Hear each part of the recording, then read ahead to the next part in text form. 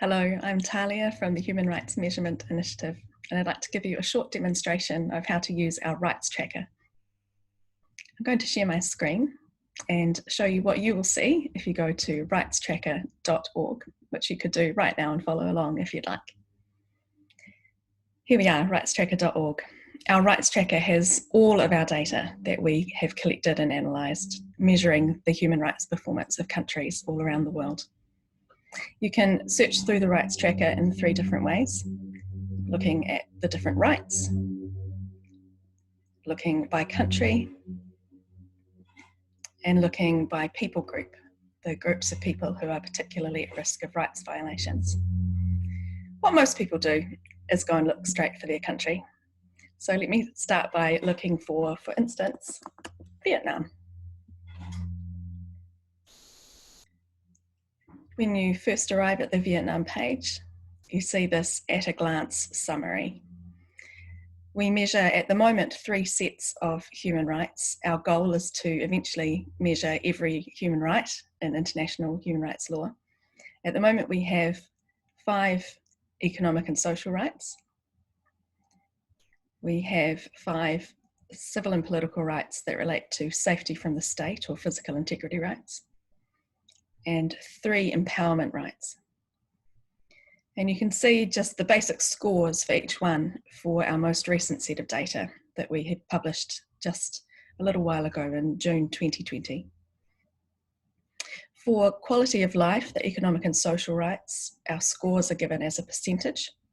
100% is the goal that we calculate as feasible for this particular country, given its level of income and how other countries are performing at that level of income. So you see here that Vietnam has 4 scores that we have been able to find data. 70% for the right to food, which tells you that Vietnam is doing only 70% of what we calculate it could be doing, only achieving 70% of what is possible at its level of income.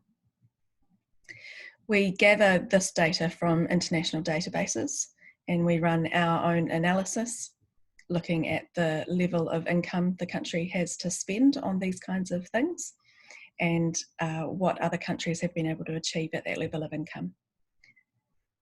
Then we have 2 sets of civil and political rights. We measure these by running our own survey of human rights experts on each country, mostly based in the country in question. We do this every year, and based on the responses and our analysis that we put the responses through, we come up with a score out of 10. Here are the mean scores. So for the right to freedom from arbitrary arrest, Vietnam scores 2 out of 10, which on any scale is not a great score. And to just be clear about how good and bad these numbers are, we have these very rough guides, these bands along here. And so, yeah, 2 out of 10 is clearly a very bad score, sadly. But we can give you a bit more detail on those scores. So you can go to the tab up here for whichever rights you're most interested in. Let's start with safety from the state. So here's Vietnam's safety from the state scores. And here the mean that we saw before is shown in an uncertainty band. The narrower the band, the more certain we are of this score, and these are reasonably narrow bands. A band will be narrower if we have more respondents giving their opinions and their information, and if those respondents have very similar answers. And it will be a bit wider if we either have fewer respondents or those respondents gave divergent answers, or a combination of those 2 factors. On this tab, you also get more information. You can look over time to see some time trends.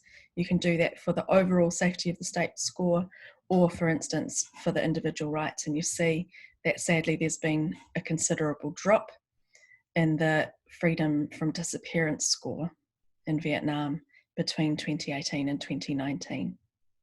That's something that's clearly of concern.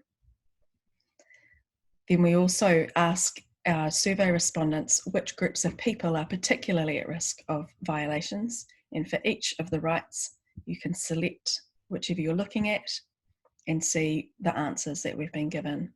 The larger the text, the more of our respondents said that this was a group that was particularly at risk. So here, 86% of our respondents identified members of labour unions as being at particular risk of having the right to freedom from torture violated. And then we have a bit more information from qualitative information given by the survey respondents in their own words, which we have summarised. You can see more of these word clouds all together if you go to the People at Risk tab, and you get the word clouds for all of the rights, so you can see trends along the way.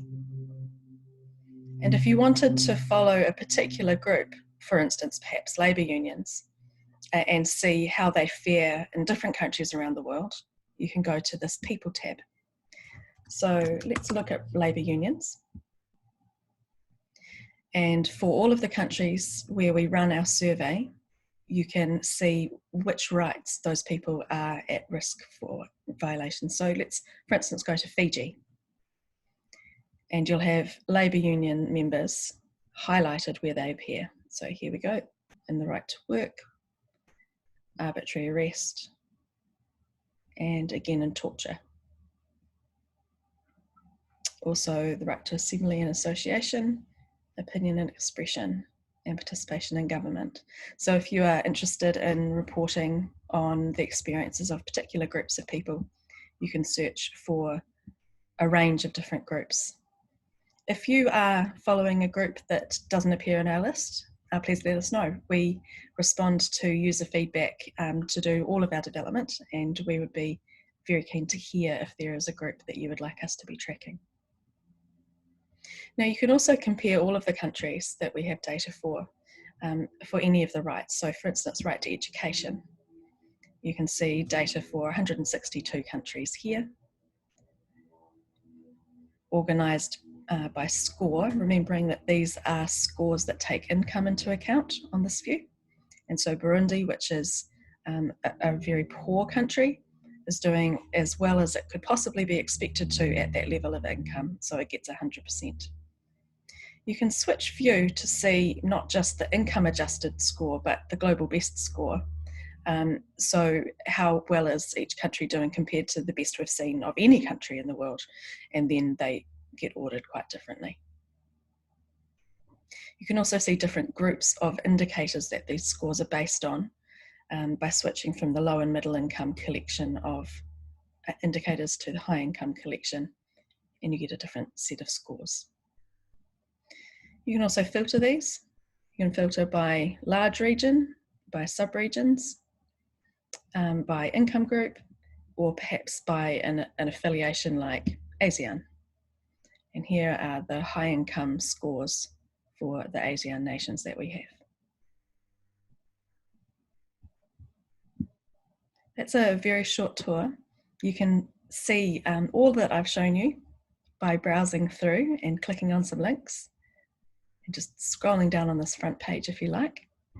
And if there's anything you would like help with, if you would like help interpreting our data for your country or your theme, your rights that you are interested in tracking, then please get in touch, because we would very much like to help you do your important work improving people's lives. Thanks very much.